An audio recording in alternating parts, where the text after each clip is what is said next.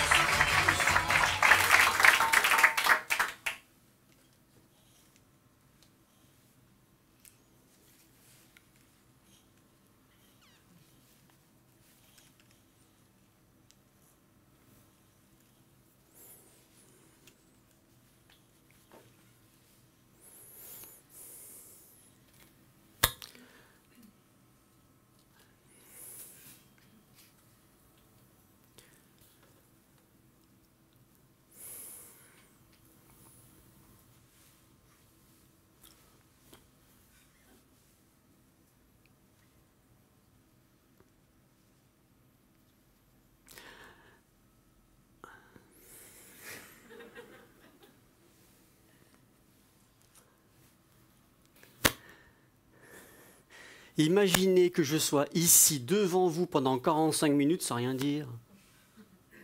C'est ce que l'on fait au bureau. On pense à des trucs qu'on voudrait dire, mais on ne le dit pas. On a besoin de le dire, mais on ne le dit pas. Alors les autres font des interprétations, mais on préfère se taire. Et peut-être que vous aussi, à l'école, vous l'avez connue, cette maîtresse acariâtre que tout le monde craignait. Mais si, vous savez, celle qui, quand elle vous appelait au tableau, vous faisait trembler. Elle vous faisait des remontrances devant tout le monde, voire vous donner des coups de pied aux fesses. Moi aussi, je l'ai connue, et je m'en souviens encore. Et après la classe, on rentre à la maison, et là, on ne peut parler que quand on nous y autorise. Alors on se tait. Moi, cette expérience m'a amené à me taire.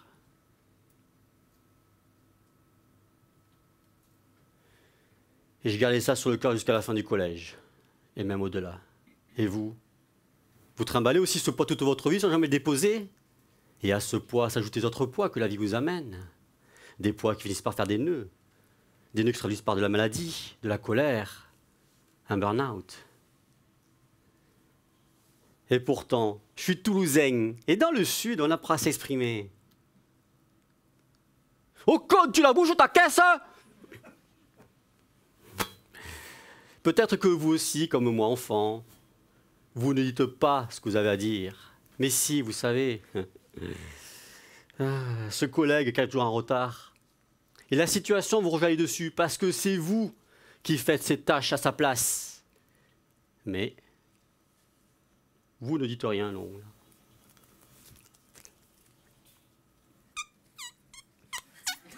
Bon, on y arrivera. Ou encore, ce manager qui vous sermonne en permanence parce que vous oubliez de contacter la comptabilité au sujet d'un dossier qui n'est pas de votre ressort. Oui. Mais vous ne dites rien. Mais il n'arrivera pas. Il ne veut pas. Ou encore, ce collègue qui parle toujours trop fort d'open space. Vous le connaissez, lui? Hein? Mais vous ne dites rien. Ah, mais ils ne veulent pas. Non. Rien, rien, rien.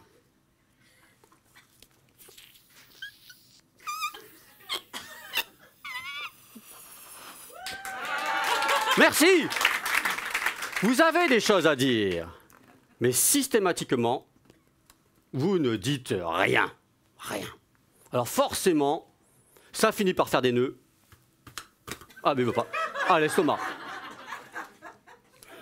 Et après, tout le monde s'étonne que ça explose ou que vous vous dégonfliez. Alors, pour éviter que ça explose, levez-vous et allez voir votre collègue pour lui parler. Posez-vous la question. Qu'avez-vous à gagner à vous lever pour lui parler plutôt que de subir la situation que vous vivez actuellement et dans laquelle vous ne dites rien. Bon, vous l'avez compris, hein, nous allons parler de communication. Et en tant que Toulousain, je m'inspirais de l'aviation pour vous en parler. Bah oui, Toulouse, c'est quand même le cœur d'Airbus. C'est le fief des pionniers de l'aéropostale. Vous savez, Mermoz, Saint-Exupéry.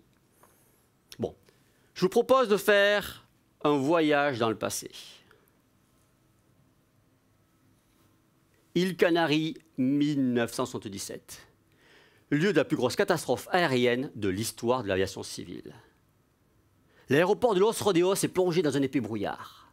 Seul repère pour les pilotes, la voix du contrôleur aérien.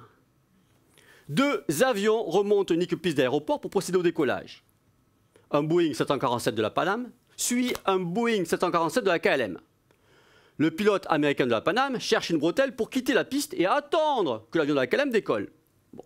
Maintenant, imaginez-vous que vous êtes ce commandant de bord américain et que dans la tour de contrôle, un Toulousain vous dise « Leave the runway third to your left ». Vous a-t-il dit « first » ou « third » ? Devez-vous quitter la piste à la première ou à la troisième à gauche ? C'est ce qui s'est passé. Bon, à part que le contrôleur aérien était espagnol. Alors, certes, on pourrait tout mettre sur le dos de l'accent du contrôleur espagnol.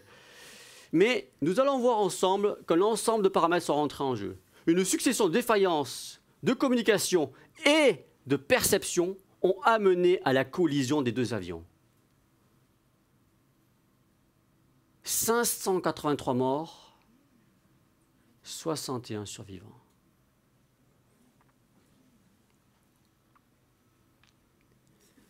Un épais brouillard qui empêche toute visibilité et aucun radar au sol. Le pilote américain de la Panam cherche à quitter la piste et ne voit pas bien les bretelles de sortie. Le pilote de la KLM, quant à lui, prêt à mettre les gaz, ne voit pas la piste devant lui. Et vous, quel est votre radar ? Car nous avons tous un radar qui s'appelle intuition, écoute, expérience. Mais quand ce radar ne fonctionne pas, ou qu'on ne l'écoute pas, on ne voit pas que la conversation va irrémédiablement au clash, voire même jusqu'au crash. Le pilote de la KLM, très expérimenté, n'entend pas non plus correctement les instructions du contrôleur aérien. Et, pensant que la piste est dégagée, il n'écoute pas non plus son ingénieur de vol qui l'avertit que l'avion de la Panam pourrait être encore sur la piste. Il met les gaz.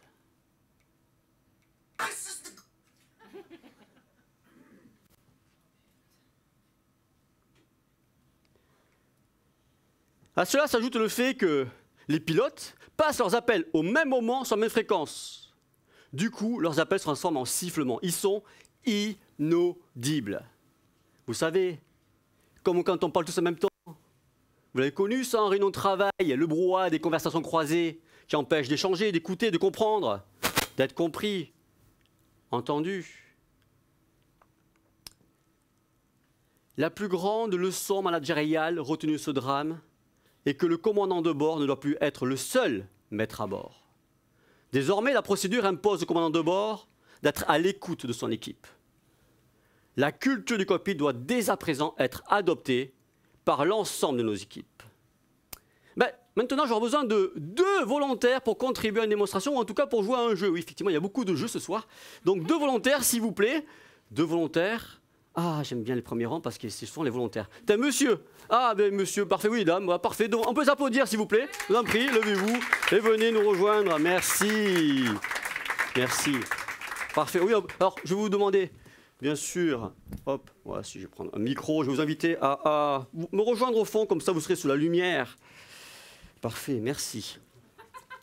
Parfait. Je vais être au milieu, comme ça, je suis entouré. Alors, quel est votre prénom ? Florence. Florence. On peut applaudir Florence ? Laurent. On peut applaudir Laurent aussi, bien sûr. Merci. Merci, cher public. Voici une boîte dans laquelle il y a quelque chose. Vous allez devoir trouver ce qu'il y a dans cette boîte en me posant des questions, toutes les questions que vous souhaitez. Vous allez avoir 1 minute pour faire ça. Toutes les questions que vous souhaitez, sauf les questions du type « Pouvez-vous me dire ce qu'il y a dans cette boîte ?» Parce que je ne suis pas autorisé à vous dire ce qu'il y a dans cette boîte avant que le temps qui vous est imparti, qui est donc de 1 minute, ne soit écoulé. Vous avez droit donc à une question à tour de rôle. Par exemple, on commencera par vous, puis ensuite Laurent, et ainsi de suite, bien sûr. Vous avez droit à une proposition de solution pendant le temps qui est imparti. Donc vous avez quelque part une cartouche. Alors faites attention de ne pas, on va dire, balancer votre cartouche en l'air, parce qu'avec des questions du type est-ce que dans cette boîte, il y a une voiture? Pour moi, c'est considéré comme une proposition de solution. Donc attention aux questions que vous posez. Est-ce que c'est clair? Oui. Parfait. Rappelez-moi votre prénom, pardon. Florence et Laurent. Parfait, merci. Parce qu'à Toulouse, on n'est pas habitué à appeler les gens par les prénoms. On dit « Oh, con !» Les prénoms, c'est difficile pour nous. Donc, alors, je ferai passer le micro... Pardon? Je ferai passer le micro à tour de rôle. C'est juste le fil un petit peu court, donc c'est pas grave. Je vais vous passer le micro à tour de rôle. On va commencer. Il y a un chronomètre qui va s'afficher derrière vous. Vous l'avez ici aussi. Hop. Je vais juste le... Hop. Ouais, c'est ça. Super. Merci. Donc, on va commencer par les dames. Honneur aux dames. Donc, c'est parti. Je vous invite à poser votre première question. Comment avez-vous mis l'objet dans la boîte? J'ai ouvert la boîte et je l'ai mis, tout simplement. Et j'ai refermé le couvercle. Est-ce que l'objet est rond? L'objet n'est pas rond. Est-ce que l'objet est carré? L'objet peut être considéré comme étant carré. Est-ce que l'objet est en papier? Non. À quoi sert l'objet? Ah, il sert à jouer. Est-ce qu'il est en bois? Non. Alors je vous invite à faire, comme Florence a fait, à poser uniquement des questions ouvertes. Vous savez les comment, les quoi, lesquels, les où. Parce que là, vous posez beaucoup de questions qui, en fait, amènent à oui ou non. Donc c'est un jeu qui n'est pas en bois. Est-ce que l'objet sert pour les enfants? Non. Attention, c'est une question fermée. Ah oui. Eh oui. Est-ce que c'est un sudoku? Non, ce n'est pas un sudoku. Proposition. Alors, c'est pas grave, je laisse quelques secondes de plus, s'il vous plaît, Florence. Pourquoi avez-vous mis l'objet dans la boîte? Pour le cacher. C'est de l'humour toulousain. Est-ce que c'est fermé, donc ça va pas? Comment joue-t-on avec ce jeu? Merci. On le fait tourner, en fait. Il y a des systèmes de rouage. Vas-y. J'ai encore une question? Oui, bien sûr. Je vous en prie. Faites proposition, si vous souhaitez. Laurent, vous avez une proposition peut-être? Oui, bah allez-y, si je vous en prie. Oui! Bravo, on peut l'applaudir! On peut l'applaudir. Je vous invite à rester sur scène. Je vais remettre le micro à sa place. Le temps pour moi. Alors oui, merci. Merci pour votre participation. Vous pouvez rejoindre vos places. Merci. Alors je vais vous le montrer quand même. Hein. Ah, voici le beau Rubik's Cube. Ah oui. Un beau Rubik's Cube. Donc, déjà, imaginez que ce Rubik's Cube soit le nœud de votre problème. Grâce à votre questionnement, déjà, vous avez trouvé qu'il y a un problème. Imaginez que vous voyez un Rubik's Cube pour la première fois de votre vie et que vous ne voyez que cette face.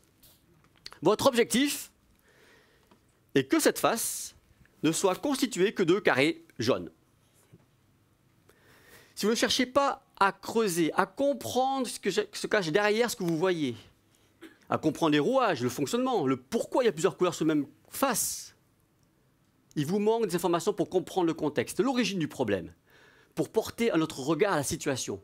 Vous restez au point mort. Et pourtant, toutes les informations sont là. Les questions ouvertes, vous savez les comment, les quoi, les où, lesquels, vous permettent de mieux comprendre le contexte, l'origine du problème, de prendre du recul et de lever le brouillard. Vous savez ce brouillard qui empêche de voir et qui peut mener à catastrophe, comme nos deux pilotes l'ont vécu. Dans l'aviation, tout le monde parle le même langage. A contrario, dans l'entreprise, il peut arriver que nous parlions un langage différent. Lorsque j'étais responsable commercial lundi matin, je participe à une réunion avec le service commercial, le département communication marketing, la direction financière et le service informatique. 4 services différents, 4 langages différents. Et pour certains d'entre nous, c'est l'occasion d'échanger pour la seule fois de la semaine. Et autour de la table, tout le monde parle son propre jargon, oui. Oui. Et je me souviens d'une réunion où, à une demande d'amélioration de notre site internet, notre responsable informatique répond. Ouh là là là là, ça va être chaud. Hein. Oh les gars, ils sont overbookés, même charrette. Ils tiendront jamais la deadline. Il faut revoir l'IHM et le CP est absent. La GDB, elle marche, mais pas. L'IR n'a pas tout checké. Et puis, de toute façon, depuis le début, le MOA, ils ont fait Vaporware. Alors. Vous aussi, vous êtes largués? Ouais. Si vous n'avez rien compris à ce qu'a dit le responsable informatique, c'est normal. Et pourtant, c'est ce qui se passe dans nos entreprises. J'ai beau vous l'avoir dit, vous avez beau l'avoir lu, vous n'avez pas mieux compris pour autant. Pourquoi? Parce que c'est du jargon. On a beau le lire, on a beau l'entendre, ça ne marche pas. Les acronymes, les anglicismes sont un bon moyen de se comprendre entre pairs. Mais ils deviennent de vrais perturbateurs lorsqu'on s'adresse à des non-initiés. Et en dehors de votre département ou de votre entreprise, ça donne quoi selon vous? Imaginez notre contrôleur aérien se mettant à parler un langage issu de la finance pour guider notre avion. Qu'est-ce qui compte réellement pour vous? Que vous ayez dit ce que vous avez à dire ou que vous soyez compris? Est-ce que le message est reçu? Alors reçu probablement, mais compris sinon pas de manche. Adaptez vos propos à vos interlocuteurs. Simplifiez-leur le travail. Bannissez les acronymes et les anglicismes, ou en tout cas, expliquez-les. Alors peut-être que vous avez entendu parler du film Alien. C'est un film qui a marqué l'histoire du film de science-fiction à la fin des années 70. C'est l'histoire d'un vaisseau spatial et son équipage qui sont sur le chemin retour vers la Terre. Ils sont contraints de faire une halte forcée sur une planète inconnue. Au cours de cette halte, une créature extraterrestre attaque un des membres de l'équipage. Puis elle se retrouve dans le vaisseau spatial et elle tue un à un tous les membres de l'équipage.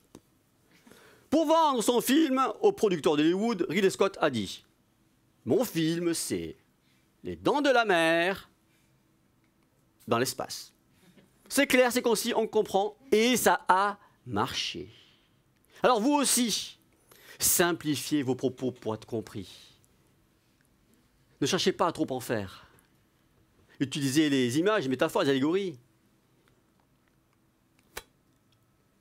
Mieux communiquer à l'oral, vous l'avez maintenant compris, c'est une question de quelques bonnes pratiques. Mieux encore, c'est souvent du bon sens. Et voici, je vous propose de retenir et d'appliquer dès aujourd'hui. Premier point, simplifiez vos propos pour être compris de tous. Dans votre organisation, dans votre entreprise, dressez la liste du vocabulaire que vous utilisez couramment et posez-vous la question, est-ce que cette phrase, ces mots, seront compris de tous?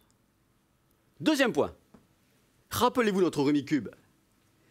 Combien de malentendus ou de déductions trop hâtives pourraient être évitées si nous attachions plus d'importance à la qualité de nos questions? Faites l'effort de poser des questions ouvertes, vous savez, les comment, les quoi, les où. C'est difficile, oui, je sais. Et je le constate lors des formations que j'anime, certains participants ont de vraies difficultés à poser des questions ouvertes. Mais les fruits de cette habitude vous permettront d'avoir des relations plus riches, de mieux comprendre, de mieux se faire comprendre. Troisième point. Écoutez réellement vos interlocuteurs. Écoutez avec l'envie d'apprendre quelque chose et vous entendrez ce que vous ne soupçonniez pas. Oubliez la dispute que vous avez eue la veille ou ce que vous allez faire le soir en rentrant à la maison. On s'en fout. Et peut-être que vous connaissez cette citation. Bien écouter, c'est presque répondre. Et c'est tellement vrai. Alors, rappelez-vous de cette institutrice qui nous donnait des coups de pied aux fesses ou qui avait des propos maladroits et des conséquences que ça a eu sur tous les petits Frédéric qui sont présents dans cette salle et qui, au final, par peur, n'osaient pas dire ce qu'ils avaient à dire. On nous a souvent appris à nous taire. Apprendre à mieux communiquer. Oser se mettre en danger pour se faire comprendre. Oser remettre en question ses croyances limitantes. Ça a changé ma vie. Et en faire de même, ça changera la vôtre. Merci.